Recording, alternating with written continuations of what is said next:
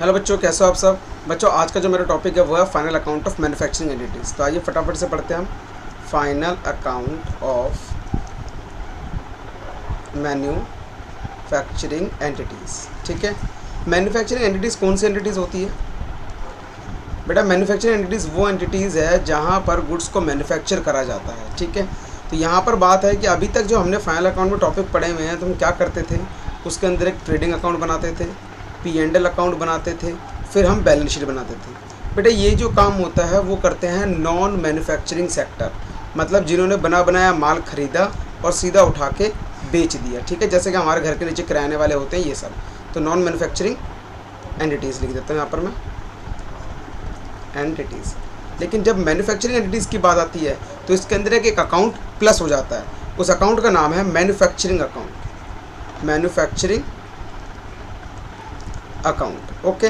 तो manufacturing account बनेगा, फिर ट्रेडिंग अकाउंट बनेगा, फिर P&L बनेगा, उसके बाद फिर बनेगी बैलेंस शीट। तो अब ये कौन सी एंटिटी बनाएगी? ये मैन्युफैक्चरिंग एंटिटी बनाएगी। ठीक है, अब आप लोगों के दिमाग में क्वेश्चन है, सर ज़रूरत क्या है इसकी बनाने की, क्यों बनाया जाता है, क्या ज़रूरत है? तो आप फटाफट से देखते हैं इसके बारे में, कुछ आगे पढ़ते हैं हम। देखो बच्चों, तो लिखेंगे फटाफट सारे मेरे साथ। Manufacturing account is an account which is used to accumulate all the manufacturing cost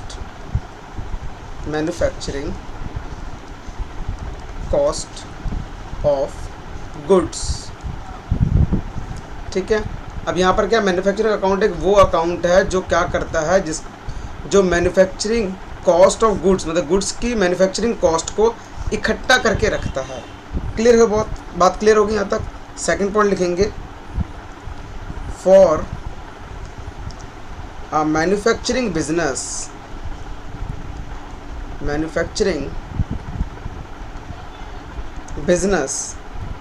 the manufacturing account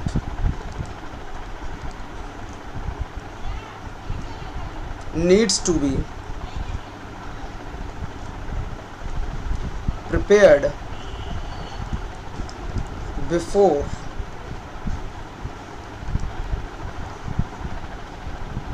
completing the trading and P&L account. अब यहाँ पर क्या पॉइंट पढ़ा हमने कि मैन्युफैक्चरिंग अकाउंट, मैन्युफैक्चरिंग बिजनेस के लिए मैन्युफैक्चरिंग अकाउंट बनाना बहुत ज़रूरी है और वो हमेशा ट्रेडिंग और P&L से पहले बन जाना चाहिए। ठीक है, अब आगे लिखेंगे फटाफट।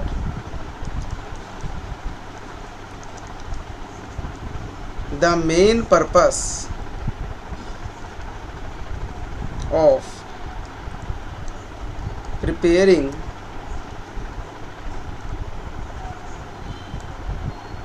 Manufacturing account is to determine the cost of finished goods। ठीक है, अब देखो ध्यान से, इससे सिर्फ ये पता लगता है कि जो फिनिश्ड गुड्स है उसकी एक्चुअल में असली कीमत क्या है। अब उस कीमत के जानने से क्या होगा, हम फ्यूचर में उसकी कीमत को कम भी कर सकते हैं और उसके अंदर ज़्यादा इफेक्टिवनेस भी ला सकते हैं। ठीक है, मेरी बात समझ आ गई? ठीक है, अब ध्यान से समझो मेरी बात को आगे। देखो ध्यान से बच्चों, अभी जो कॉस्ट की बात कर रहा हूँ, कॉस्ट ऑफ फिनिश्ड गुड्स, कौन सी कॉस्ट? Manufacturing cost. अब इसके अंदर हमने क्या क्या इंक्लूड करना वो देखो बेटा। होता क्या है, इसके अंदर दो टाइप की कॉस्ट हमें जोड़नी पड़ेगी। सबसे पहला आएगा प्राइम कॉस्ट, फिर आएगा फैक्ट्री कॉस्ट।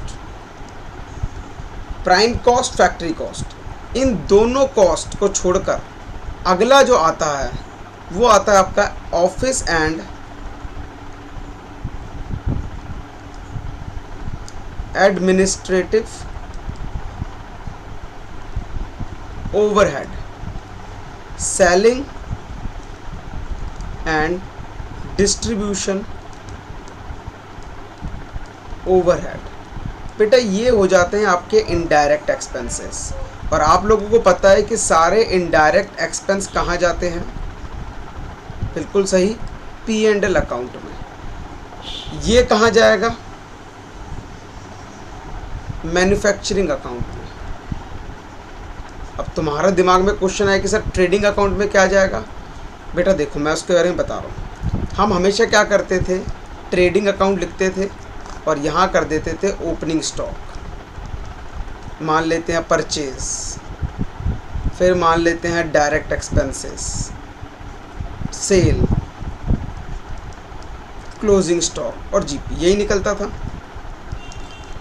फिर बना देते थे P&L, सारे इनडायरेक्ट इनकम यहाँ, इनडायरेक्ट एक्सपेंसेस यहाँ, और यहाँ डाल देते हम लोग जीपी, निकल जाता था NP। यही काम किया आज तक हमने। अब ये जो ओपनिंग स्टॉक है और ये जो क्लोजिंग स्टॉक है, ये क्या है बेटा? ये है फिनिश्ड गुड्स, फिनिश्ड गुड्स। और ये ओपनिंग स्टॉक जो स्टॉक है उसकी कीमत है, कॉस्ट है। ये कॉस्ट निकली कहाँ से? ये कॉस्ट निकली है आपके मैन्युफैक्चरिंग अकाउंट के अंदर से, मैन्युफैक्चरिंग अकाउंट के अंदर से। ये डायरेक्ट एक्सपेंसेस किसके होंगे? ये सारा प्राइम कॉस्ट, पहली लागत। तो ट्रेडिंग में बचा क्या? ये यहाँ से ख़त्म, परचेज यहाँ से ये ख़त्म। तो ये 1 2 3 4 आइटम सिर्फ ट्रेडिंग में रह जाती है। अभी भी आपको समझ नहीं आया, बात को समझाता हूँ, ध्यान से देखना। तो मैं यहाँ पर बना रहा हूँ फॉर्मेट, तब जाकर आपको क्लियर होगा। लेकिन उससे पहले एक छोटी सी बात को लिखवा देता हूँ। Manufacturing account deals with raw material and work in progress, ठीक है, whereas trading account deals with finished goods only. वो समझे?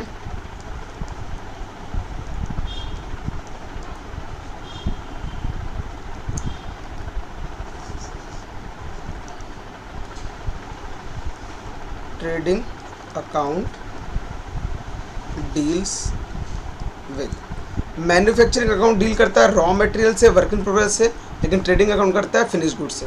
तो पहले रॉ मटेरियल को कन्वर्ट करेंगे, फिर फिनिश गुड्स तक पहुंचाएंगे उसको, ठीक है। अब मैं इसका फॉर्मेट बनाता हूँ, फॉर्मेट से आप लोगों को समझ आएगी पूरी बात। फॉर्मेट देखेंगे, फॉर्मेट ऑफ मैन्युफैक्चरिंग अकाउंट।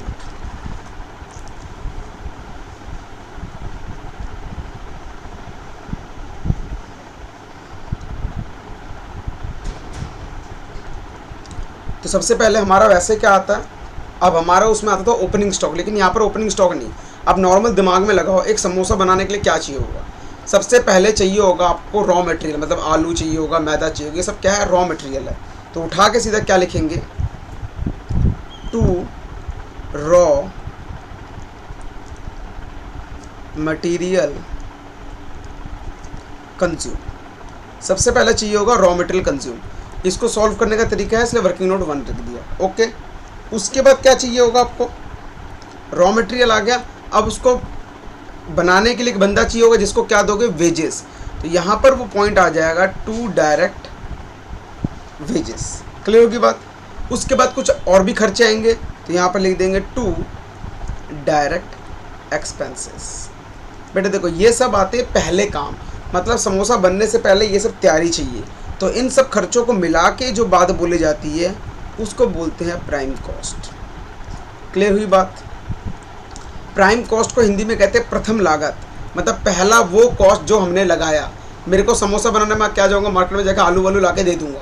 अब जो कारीगर होगा वो क्या करेगा? उसको काटेगा, छीलेगा, गूंदेगा, जो भी है। और डायरेक्ट एक्सपेंस का मतलब क्या होगा? कोई भी खर्चा हो सकता है, लाने ले जाने का कुछ भी खर्चा हो सकता है उसके अंदर, या अदर एक्सपेंस भी जुड़ जाएंगे इसके अंदर, ठीक है। लेकिन कौन से? Only direct expenses. Clear point? अब आगे बढ़ते हैं। अब आती है फैक्ट्री की बात। To factory overhead, to factory overhead.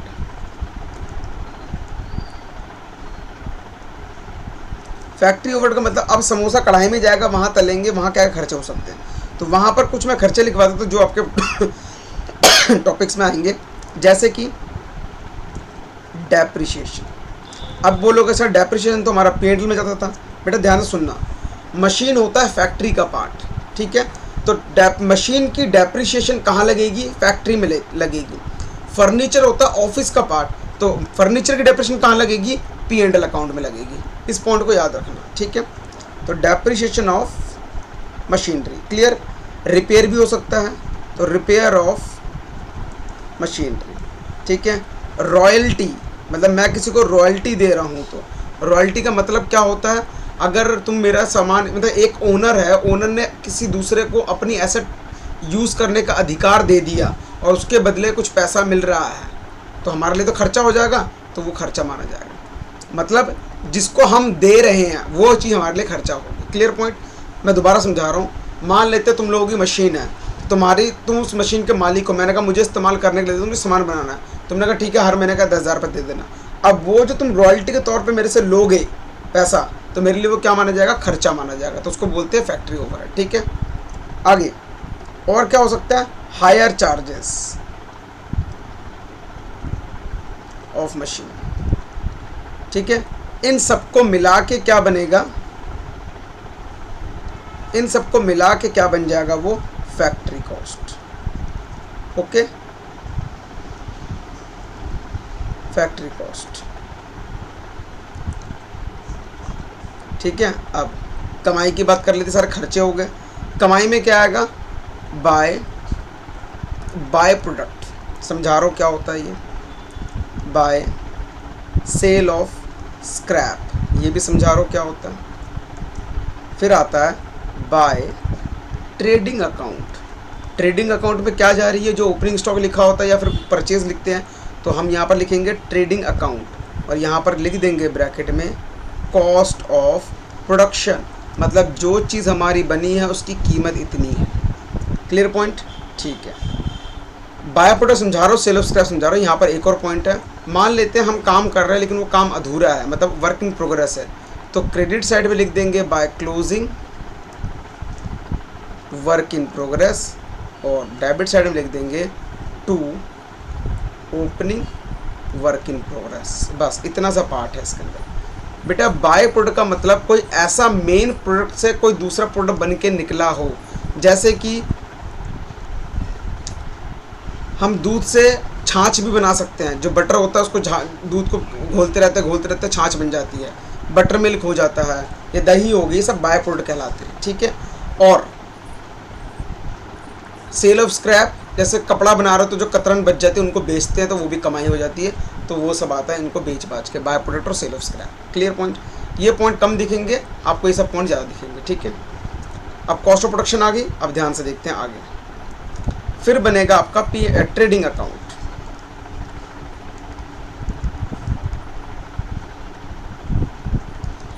अब यहाँ आएगा opening stock of finished goods. अगर क्वेश्चन में गिवन है तो ठीक है ना, कोई बात नहीं। फिर आएगा कॉस्ट ऑफ गुड्स मैन्युफैक्चर। ये कहाँ से उठ के आया? ये उठ के आया आपका ये पॉइंट यहाँ से उठ के आया, कितने का गुड्स बना है। क्लियर। अब आगे क्या लिखेंगे?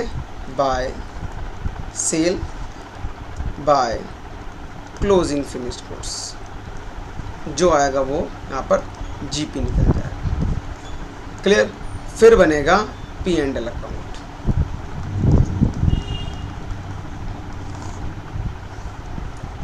अब जैसे मैं यहाँ पर कुछ लिखूंगा, देखना ध्यान से, बाय जीपी, ठीक है, और यहाँ लिखूंगा टू इनडायरेक्ट एक्सपेंस। मैं नाम लिख रहा हूँ यहाँ पर depreciation on furniture, depreciation on furniture. Machine का वहाँ चला गया, डेप्रिशिएशन फर्नीचर यहाँ आ गया। क्लियर होगी तो बाइफरकेट कर लेना आप लोग, और लास्ट में आ जाएगा टू नेट प्रॉफिट। फिर बैलेंस शीट जैसा बनती है वैसा बनेगी। यहाँ तक आप लोगों को पूरा फॉर्मेट समझ आ गया होगा, ठीक है। हाँ, मैं एक और बात समझा रहा हूँ इसके अंदर। मैंने वह वर्किंग नोट 1 बनाया था जिसमें था raw material consume, raw material consume. Formula क्या है बेटा, वही बचपन का formula, opening raw material plus purchase of raw material plus direct expense का सिर्फ यहाँ पर एक खर्चा आता है, कैरेज इनवर्ड, उसको लाने में कितना खर्च हुआ, माइनस क्लोजिंग रॉ मटेरियल। ख़त्म होगी बात। मेरे पास पहले से आटा था, मैं और आटा खरीद के लाया, उसको ख़रीदने के लिए कुछ खर्च किया और इतना अभी बचा हुआ है, तो बाकी कहाँ गया, मैंने रोटी बना के खा ली, उसको कहते हैं raw material consume. Done, clear होगी बात। अब हम आगे बढ़ते हैं। तो ये जो टॉपिक था मेरा, पूरा फॉर्मेट समझाता है कि मैन्युफैक्चरिंग अकाउंट होती क्या है और वो किससे डील करता है। तो अगर कोई तुमसे पूछे मैन्युफैक्चरिंग अकाउंट किससे डील करता है, तो आप लोग बोलोगे manufacturing account deals with the cost of goods manufactured. ये एक चीज़ की बनने में कीमत कितनी लगती है, ये जो चीज़ बन के तैयार हुई है 100 रुपये में, उसमें 1000 रुपये मान लेते हैं, तो उसमें क्या क्या लगा है, ये सारी चीज़ें लगी, ये सारे खर्चे लगे उसके अंदर, तब जाके वो चीज़ बन के तैयार हुई है। ठीक है, क्लियर है यहाँ तक पॉइंट। ठीक है, अब मैं थोड़ा सा और आगे बढ़ता हूँ।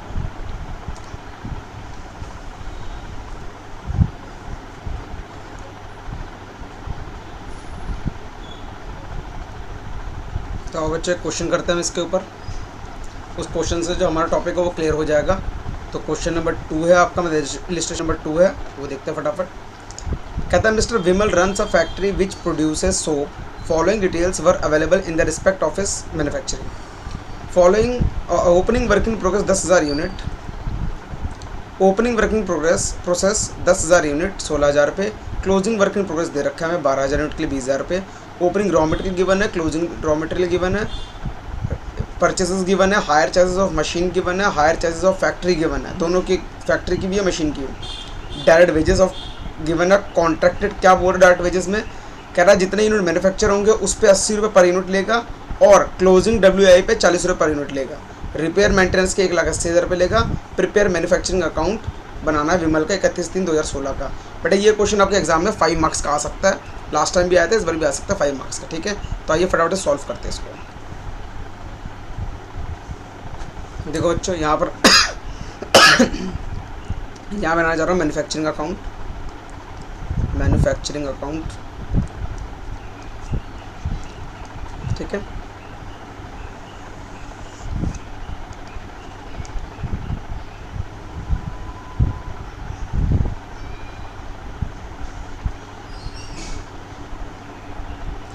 तो यहाँ आ जाएगा 2 ओपनिंग वर्क इन प्रोग्रेस में लिख देता हूँ, कोई फ़र्क नहीं पड़ेगा। कितना अमाउंट है, 16,000। उसके बाद है क्लोजिंग वर्क इन प्रोग्रेस, मैं यहाँ लिख देता हूँ bye closing work in progress, कितना अमाउंट है 20,000। फिर लिखा हुआ आपका opening raw material, closing raw material purchase given है, तो उसके लिए याद है हमें क्या करना पड़ेगा, यस 2 रॉ मटेरियल कंज्यूम निकालना पड़ेगा, और मैंने यहाँ पर वर्किंग नोट 1 लिख दिया। तो फटाफट से उसको सॉल्व कर लेते हैं। Working note 1 raw material consume, formula opening raw material plus purchase plus carriage inward, question में है नहीं तो लिखने की ज़रूरत नहीं है, माइनस क्लोजिंग रॉ मटेरियल। तो अमाउंट उठाकर फटाफट से डाल देते हैं जो जो अमाउंट है। तो ओपनिंग रॉ मटेरियल है 1,70,000, क्लोजिंग है 1,90,000 और परचेज है 8,20,000। 1,70,000, 1,90,000 और ये है 8,20,000। तो इसको उठा के देख लेते, कैलकुलेट कर लेते कितना आया, 1,70,000 8,20,000 माइनस 1,90,000। हमारे पास रॉ मटेरियल कंज्यूम आ गया 8,00,000 रुपये का। ओके, तो इसको उठा के लिख देंगे हम कहाँ पर, हमारे नोट पे जो हमारा अकाउंट बन रहा था, तो यहाँ लिख देंगे हम 8,00,000 रुपये। क्लियर। अब नेक्स्ट देखते हैं फटाफट से क्या है हमारे पास। ये हो गया, ये हो गया, परचेज़ हो गया। अब देखो ध्यान से, higher charges of machine, machine पे डायरेक्टली चार्ज हो रहा है। हायर चार्ज ऑफ फैक्ट्री मतलब रेंट की बात चलेगी, ठीक है, रेंट भी चार्ज हो रहा है, ये खर्चा है लेकिन इनडायरेक्ट मान लेंगे इसको। उसके बाद है डायरेक्ट वेजेस, डायरेक्ट वेजेस दे रखा है, तो आओ फटाफट से करते हैं इसको हम। तो यहाँ पर मैं लिखूँगा टू डायरेक्ट वेजेस। तो डायरेक्ट वेजेस को मैं वर्किंग नोट 2 दे देता हूँ क्योंकि इसकी भी कैलकुलेशन करनी पड़ेगी। तो वर्किंग नोट 2 डायरेक्ट वेजेस। उसने बोला था कॉन्ट्रैक्टेड पे कितना है, कॉन्ट्रैक्टेड हुआ था 80 पर यूनिट मैन्युफैक्चर पे, और मैन्युफैक्चर हो रहा है 5 लाख, तो 80 पैसा, तो 0.80 into 5 lakh rupees, 5 lakh unit. और बोला था 40 per unit closing W I पे, क्लोजिंग डब्ल्यू आई पे कितना 12,000, तो 0.40 इंटू 12,000।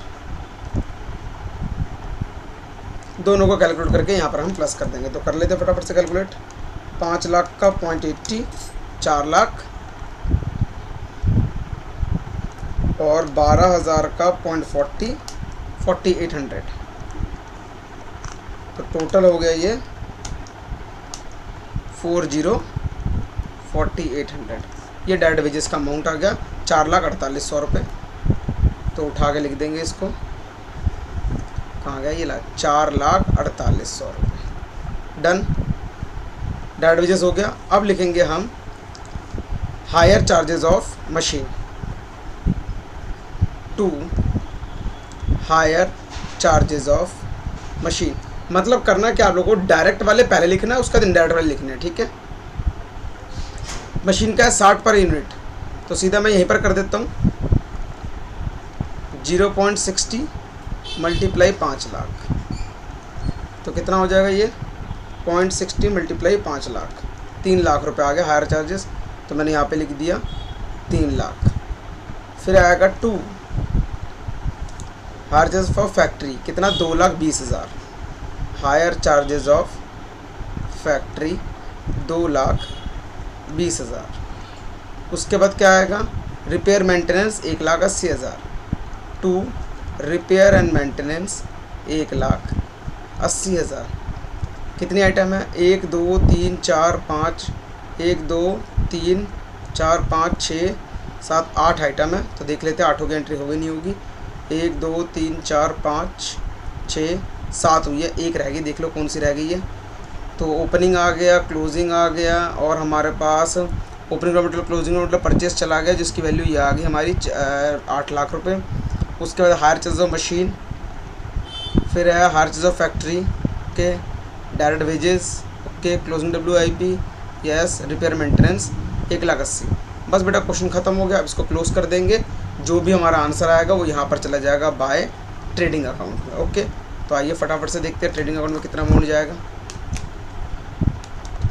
16,000, 8 लाख, 48, 3 लाख, 2,20,000, 1,80, ये हो गया 19,20,800, माइनस कर देंगे इससे 20,000, तो ये आ गया 19,08,000।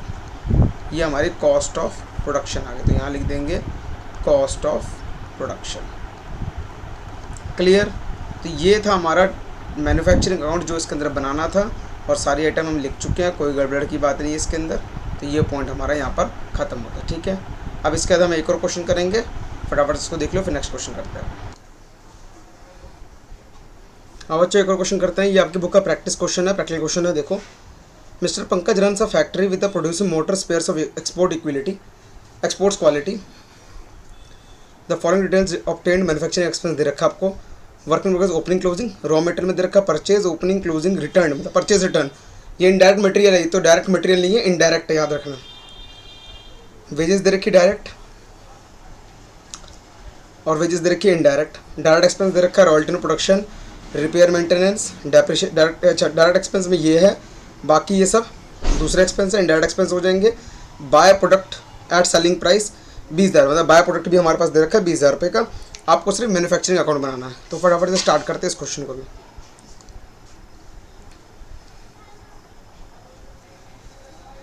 तो प्रैक्टिकल क्वेश्चन का क्वेश्चन नंबर 1,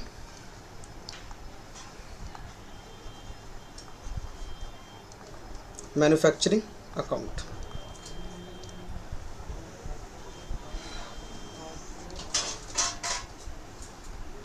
तो सबसे पहले क्या आ जाएगा आपका, 2 ओपनिंग WIP, ठीक है, और मैं सेम वैसे लिख देता हूँ बाय क्लोजिंग WIP। तो कितना कितना अमाउंट देख लेते हैं। ओपनिंग है 3,90,000, क्लोजिंग है 5,07,000। 3,90,000 और 5,07,000। उसके बाद यहाँ पर रॉ मटेरियल दे रखा है, तो यहाँ लिखेंगे to raw material consume, working note 1। आगे लिख लेते फिर सॉल्व करेंगे। उसके बाद है आपका वेजेस, कितना है 2,10,000, तो टू डायरेक्ट वेजेस कितना है 2,10,000। ओके। इनडायरेक्ट वेजेस दे रखा है 48,000, तो यहाँ लिख देते हैं टू इनडायरेक्ट वेजेस, अमाउंट है आपका 48,000। टू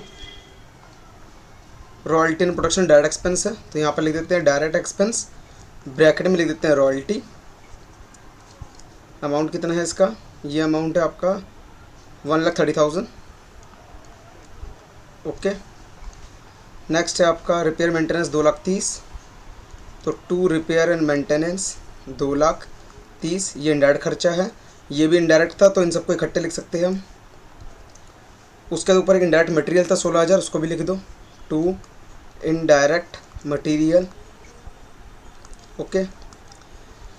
तो याद रखना डायरेक्ट वाले को पहले लिखना है, इनडायरेक्ट को बाद में लिख लेना, इसको ऊपर नीचे कर लेना, ठीक है। इनडायरेक्ट मटेरियल की अमाउंट है 16,000। नेक्स्ट दे रखा है डेप्रिसिएशन ऑफ फैक्ट्री सेट 40,000 और प्लांट मशीनरी 60,000, तो यहाँ लिख देते हैं to depreciation on factory shed 40,000, plant and machinery 60,000। Total हो गया 1,00,000 रुपये। क्लियर। नेक्स्ट देखते हैं। तो यहाँ पर ये हमारा हो गया, और बाय प्रोडक्ट दे रखा है 20,000 रुपये का, तो बाय प्रोडक्ट लिख देंगे यहाँ पर हम बाय प्रोडक्ट 20,000 रुपये। Clear point. हमने सारे पॉइंट लिख दिए हैं, बस रॉ मटेरियल कंज्यूम रह गया। तो नेक्स्ट पेज पे हम लिख देंगे working note 1 raw material consume. Formula opening raw material plus purchase minus return, मतलब परचेज रिटर्न। देख लेते कैरेज इनवर्ड है कि नहीं है इसके अंदर। इसके अंदर कैरेज इनवर्ड नहीं है, तो यहाँ लिख देंगे माइनस क्लोजिंग रॉ मटेरियल। बेटा ओपनिंग की वैल्यू दे रखी है आपको 3,90,000 नहीं, ओपनिंग की वैल्यू परचेज की वैल्यू है 12,10,000, ओपनिंग है 3,02,000। 3,02,000 12,10,000 और रिटर्न की वैल्यू दे रखी है, रिटर्न है 18,000 और क्लोजिंग है 3,10,000। रिटर्न 18,000 और क्लोजिंग है 3,10,000। इस पूरे को सॉल्व कर लेते हैं। 3,02,000 12,10,000 माइनस 18,000 माइनस 3,10,000, तो हमारे पास रॉ मटेरियल कंज्यूम आ गया 11,84,000 रुपये। इस पूरे को उठा के कहाँ लिख देंगे हम,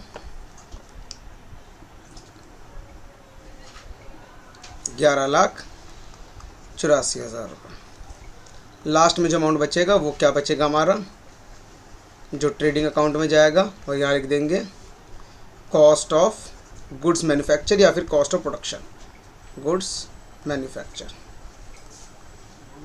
डन। फटाफट इसको प्लस माइनस कर लेते हैं और हमारा ये क्वेश्चन यहाँ ख़त्म हो जाएगा। 3,90,000 11,84 2,10 48,000 1,30 2,30 16,000 1,00,000, तो ये हो गया 23,08,000 माइनस 20,000 माइनस 5,07,000, तो ये आ गया 17,81,000। ये ट्रेडिंग अकाउंट में शिफ्ट हो जाएगा। क्लियर पॉइंट बेटा। ऐसे क्वेश्चन एग्जाम में आएंगे 5 मार्क्स के, बहुत आसान से क्वेश्चन, ठीक है। तो हम आगे बढ़ते हैं, फटाफट से देखेंगे नेक्स्ट क्वेश्चन।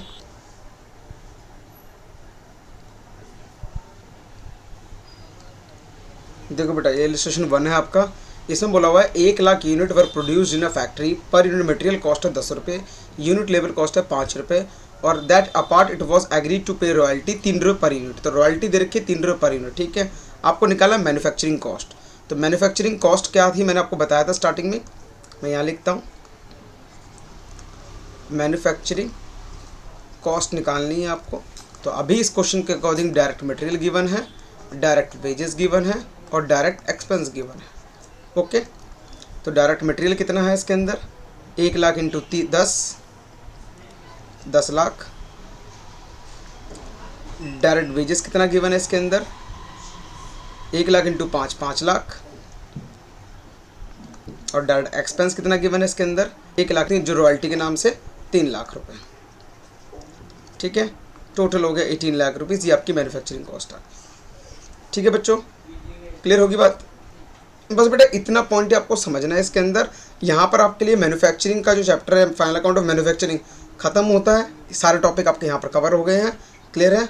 बस यहाँ पर टॉपिक खत्म, 5 मार्क्स आपके कवर हो गए एग्जाम के लिए। मिलते हैं नेक्स्ट क्लास में।